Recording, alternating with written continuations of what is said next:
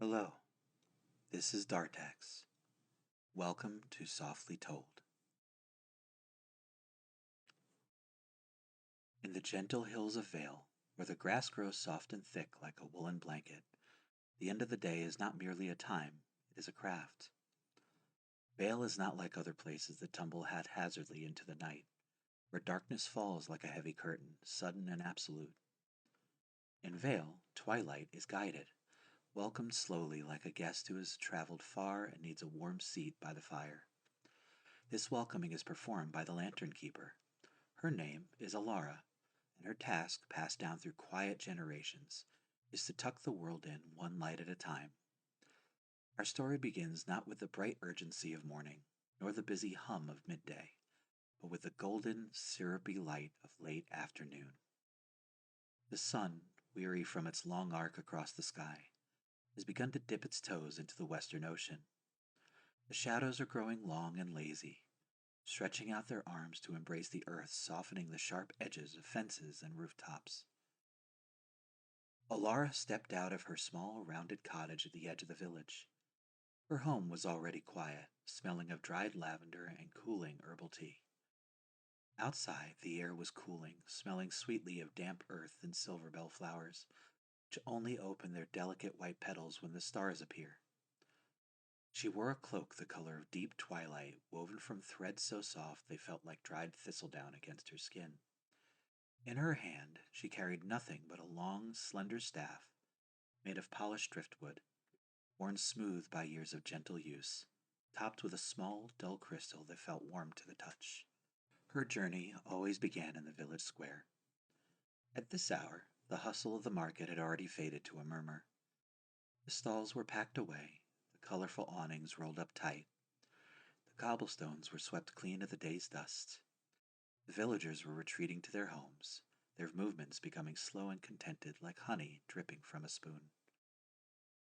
Alara walked to the first great iron lamppost in the center of the square. Inside the thick glass housing danced a brilliant, energetic flame, a piece of captured sunlight that had illuminated the day's work and conversation. She tapped the crystal of her staff gently against the iron post.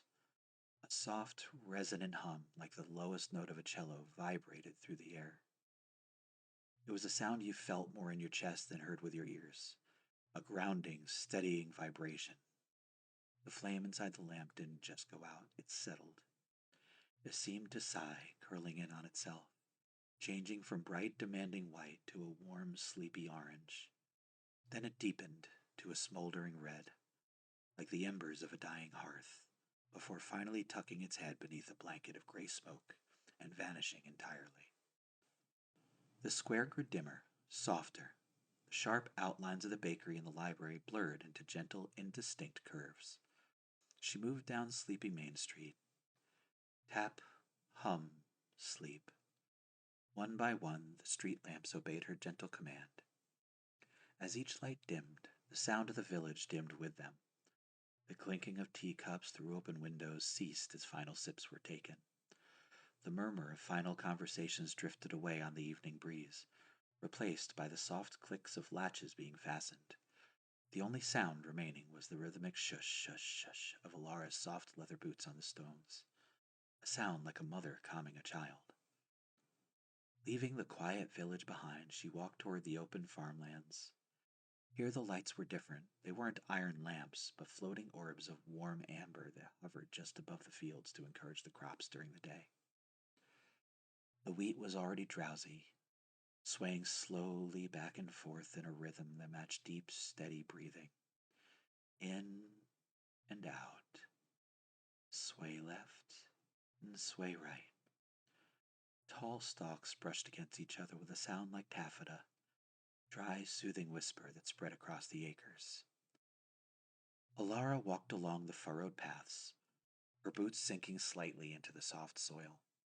She needed to tap these lights. She simply raised her hand, palm open, and passed it slowly through the air in a downward arc. As her hand moved, the amber orbs lowered themselves towards the earth.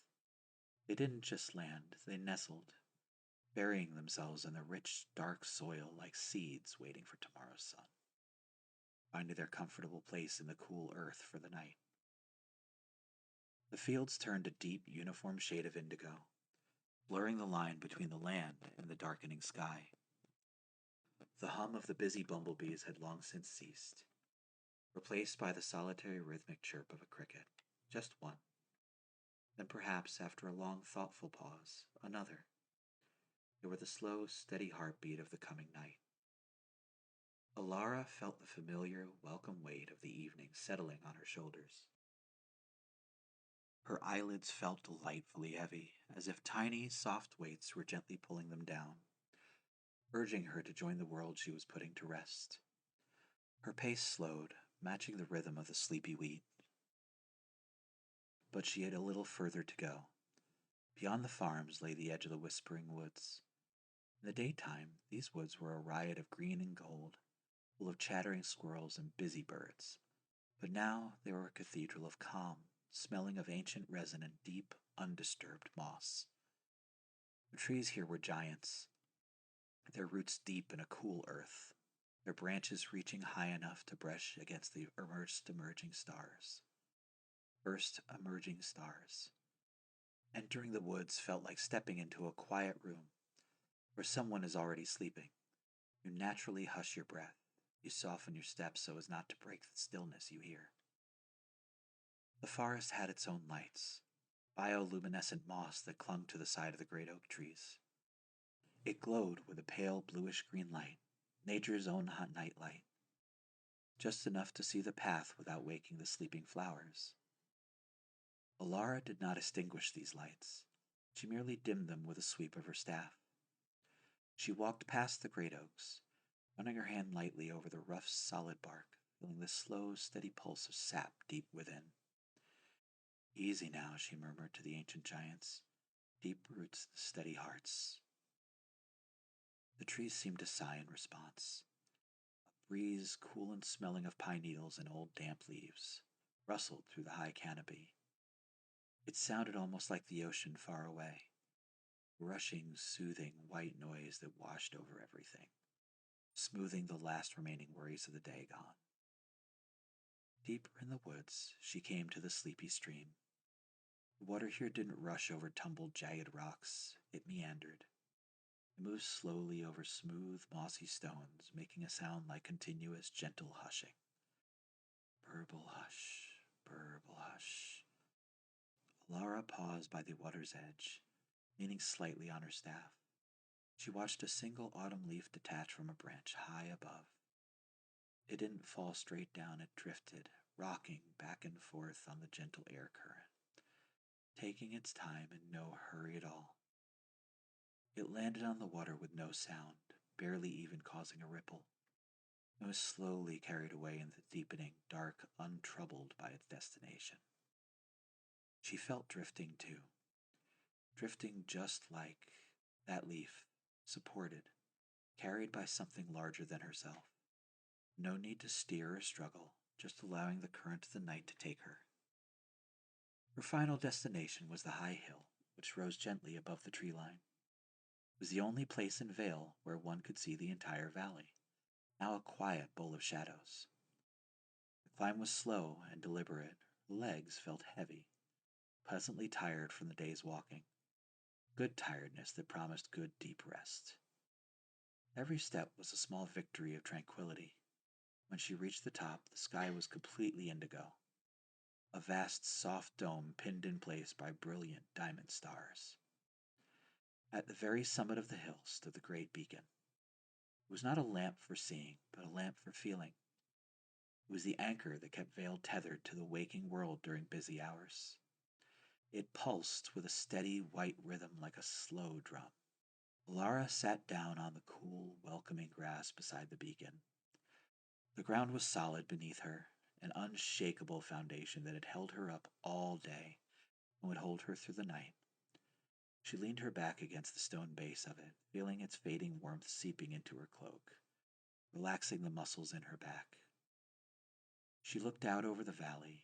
It was a patchwork quilt of shadows in varying shades of gray and blue now. The village was dark, save perhaps the faint glow of embers in a dying fireplace here and there. Alara placed both hands flat on the base of the great beacon. She could feel the vibration of its light against her palms. "Good night, sun," she whispered to the memory of the day. "Good night, sky. Good night to the waking things, the flying things, and the growing things." She closed her eyes, feeling the pulse of the light beneath her hands. She consciously slowed her own breathing to match it deeper and deeper. Breathe in, hold the quiet. Breathe out, slow and steady. With every exhale, she sent a thought of stillness into the beacon. The white light began to slow its pulse in obedience. The space between the thrums grew longer, slower, deeper. The light faded from brilliant midday white to a soft, creamy ivory, then to the gold of old parchment, then to a deep, warm amber, barely visible against the stars. Finally, with one last long sigh of light, it faded into the darkness, its job done. The world was tucked in. Alara remained sitting on the hill. There was no rush to return to her cottage. The night was kind here. The hill was soft, the air was still. She was perfectly safe. She lay back in the tall grass, which cradled her like 1,000 tiny, gentle fingers. It smelled of clean night air and dew. Above her, the Milky Way was a river of diamond dust, flowing silently across the immense quiet dark. She watched one star, blue and distant, twinkling slowly. It seemed to be winking at her, a slow cosmic blink that mirrored her own heavy eyelids. Blink and open just barely. Blink and stay closed a bit longer. Her own eyes mimicked the star. They closed, and it felt so right and necessary to keep them that way. The dark behind her eyelids was warm, velvety, and vast. She could almost feel the slow rotation of the earth beneath her. Grand, steady cradle rocking her, rocking the village, rocking the forests and the fields, rocking them all gently towards the waiting shores of sleep. Nothing needed done any more today. No more lights to tend, no more paths to walk. There was only the soft grass, the heavy, comfortable quill of night, the deep, abiding quiet that wrapped her like a warm blanket. Alara took one more deep breath of the cool, starlit air, let it out slowly, and drifted away, carried by the same gentle current that had taken the leaf down the stream. And all of Vael slept with her, held safe in the quiet dark until tomorrow.